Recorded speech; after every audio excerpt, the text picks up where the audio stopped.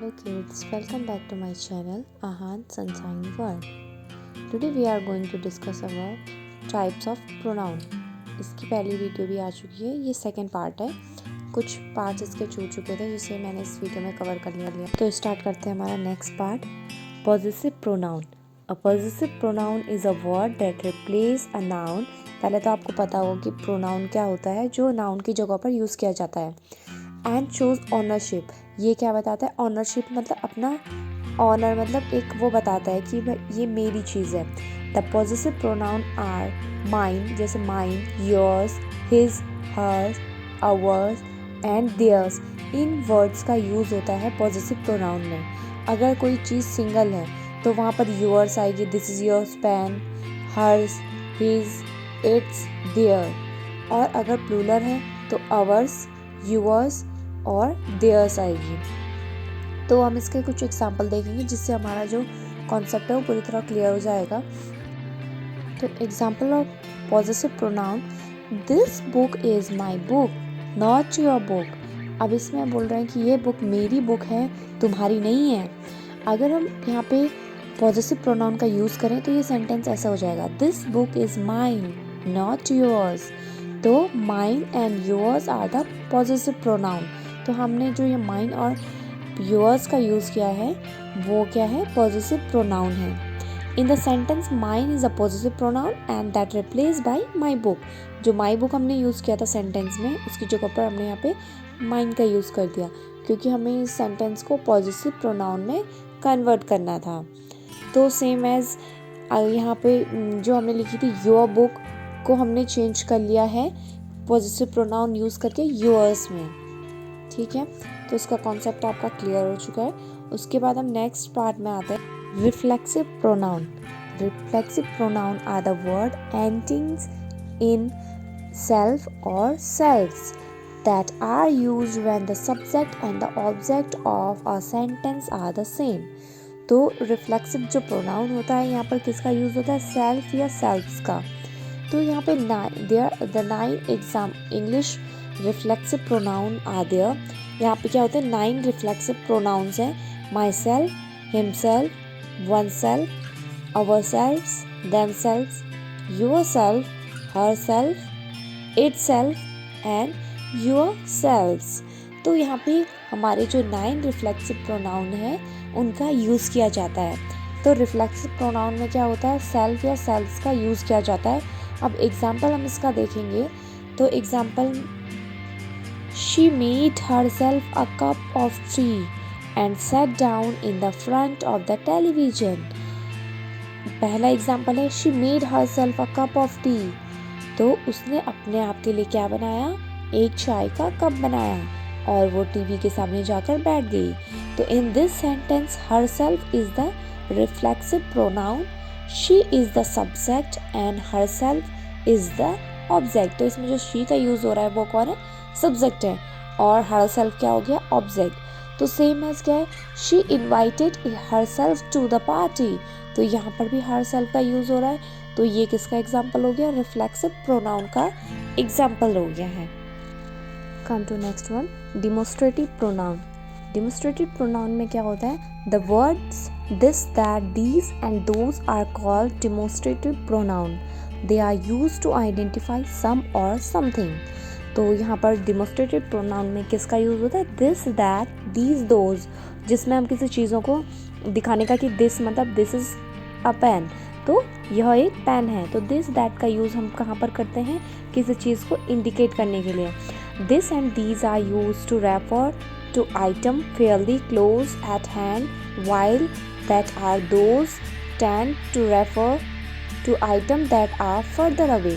तो दिस और दीज का यूज़ होता है कहाँ पर? कि आइटम हमारे क्लोज हैं.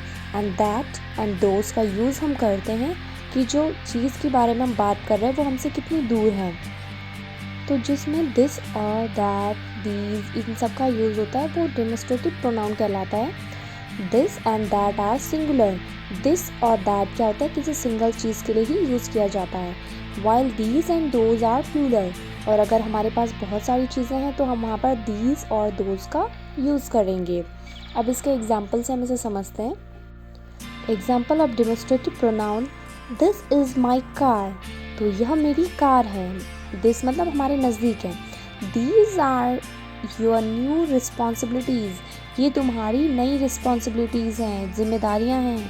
These are my Christmas tree, these are my मतलब बहुत सारे होंगे, तो ये मेरी क्या है, ये हमारे क्रिसमस ट्री है। This is something I need, यह वो चीज़ है जो मुझे चाहिए थी। This is a game I want to play every Tuesday night, यह वो गेम है जिसे मैं हर ट्यूसडे नाइट को खेला करती हूँ। आई होप आप समझ गए होंगे। अब नेक्स्ट पार्ट में आते हैं, relative pronoun. A relative pronoun connects a noun or pronoun to a group of words that provide more information। तो जो रिलेटिव प्रोनाउन होता है वो प्रोनाउन को किसी और ग्रुप से कनेक्ट करता है जिसके बारे में और इन्फॉर्मेशन मिलती है। The most common relative pronouns are who, whom, whose, which and that। These are the most common relative pronouns. तो जहाँ पर इनका यूज़ होता है तो वो रिलेटिव प्रोनाउन के अंदर आते हैं। तो हम इसका एग्जाम्पल देखते हैं, उससे हम इजीली इसे समझ पाएंगे। Come to the example, the women who called yesterday wants to buy the house. तो जिस औरत को हमने कल बुलाया था वो आज घर मतलब हमारा घर लेने के लिए तैयार है। तो हु का यूज़ हो रहा है, तो ये क्या है, रिलेटिव प्रोनाउन है।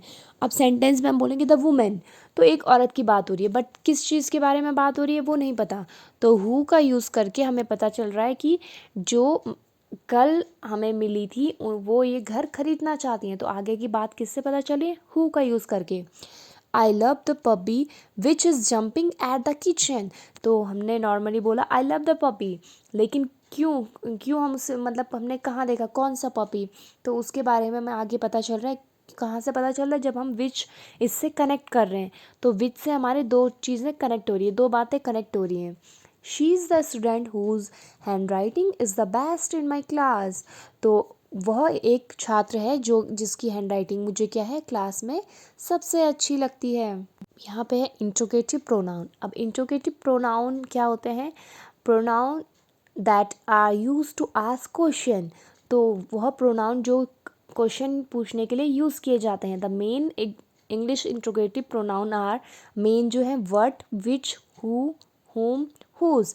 अब ये कुछ वर्ड्स जो है वो हमें रिलेटिव प्रोनाउन में भी देखने को मिले, लेकिन रिलेटिव प्रोनाउन और इंट्रोगेटिव में डिफरेंस क्या है।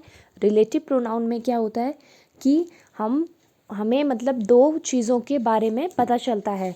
तो जो हु विच होता है तो ये क्या करते हैं, दो चीज़ों को कनेक्ट करने का काम करते हैं। लेकिन इंट्रोगेटिव में ऐसा नहीं होता है। इंट्रोगेटिव में क्या होता है, हम यहाँ पर कोई क्वेश्चन करते हैं, किसी क्वेश्चन के लिए यूज़ करते हैं इंट्रोगेटिव प्रोनाउन का। तो दोनों का डिफरेंस आप समझ गए होंगे। तो अब इसका एग्जाम्पल देखते हैं, एग्जाम्पल से हमें इसको और क्लियरली समझने में आसानी होगी। तो अब इसका एग्जाम्पल देखते हैं, example of interrogative pronoun. Who called last night, which keys are yours, whom do I ask for at the desk, what did you do when the electricity failed, whose watch is this। तो ये सारे example किसके हैं, interrogative pronoun के। अब आते हैं next part की तरफ, indefinite pronoun. An indefinite pronoun does not refer to any specific person, thing और अमाउंट। तो इनडेफिनेट जो प्रोनाउन होते हैं वो किसी पर्टिकुलर पर्सन को इंडिकेट नहीं करता है। Some typically indicate pronouns are, जिन वर्ड्स का हम यूज़ करते हैं इंडिकेट प्रोनाउन में वो हैं all, another, any, anybody, anyone, anything, each, everybody, everyone, everything, few, many, nobody, none, one, several, some, somebody, someone. तो इन सारे वर्ड से हमें पता चल रहा है कि हम क्या कर रहे हैं, इनको इंडिकेट कर रहे हैं जिसमें हमें पता नहीं कि कितने नंबर ऑफ पर्सन है। तो इंडेफिनिट मतलब वर्ड ही है इंडेफिनिट, जो कोई निश्चित नहीं है। तो यहाँ पे हम अब इसका एग्जाम्पल देखेंगे, एग्जाम्पल से हम और इजीली समझ जाएंगे। Each has his own thoughts. तो ईच मतलब हर किसी के अपने विचार होते हैं, तो हर किसी में अब कितने लोग हैं कुछ फिक्स नहीं है। We can start the meeting because everybody has arrived. तो हम अपनी मीटिंग स्टार्ट कर सकते हैं क्योंकि सब लोग यहाँ पर आ चुके हैं। तो एवरीबडी में अब सब लोग कितने लोग हैं? One was tall and the other was short. तो एक बड़ा है और अदर क्या है? छोटा। तो यहाँ पे एक से ज़्यादा लोगों की बात हो रही है, तो ये इंडेफिनिट प्रोनाउन है। Come to next one, distributive pronoun. Distributive pronoun refer to the person or thing at one at a time. तो डिस्ट्रीब्यूटिव जो प्रोनाउन होता है वो एक समय में एक को ही इंडिकेट करता है। It considered the member of group separately rather than collectively. This pronoun is always singular and is used with a singular noun and verb. तो distributive pronoun जो होता है वो एक person के लिए होता है और एक टाइम में एक ही की बात होती है, तो ये हमेशा सिंगल में ही यूज़ होता है। Some of the most common word are distributive pronoun such as. जो मोस्ट कॉमन वर्ड यूज़ होते हैं डिस्ट्रीब्यूटिव प्रोनाउन में वो होते हैं every, each, either, any, no, one and neither. ये सारी वर्ड्स जो होते हैं वो डिस्ट्रीब्यूटिव प्रोनाउन में यूज़ होते हैं। अब इसका एग्जांपल देखते हैं हम। Example of distributive pronoun, each of the girls won a prize. Each of the girls won a prize, तो हर एक लड़की क्या है? प्राइज जीतेगी। Neither of the changes is just, either of you can stray. तो इसमें क्या है? पर्टिकुलर पर्सन को इंडिकेट करते हुए बोला जा रहा है, हर एक बच्चे के लिए बोला जा रहा है। तो डिस्ट्रीब्यूटेड प्रोनाउन में क्या होता है? एक टाइम में एक पर्सन की ही बात होती है। Thank you for watching my video. If you like my video, then like, subscribe and share it.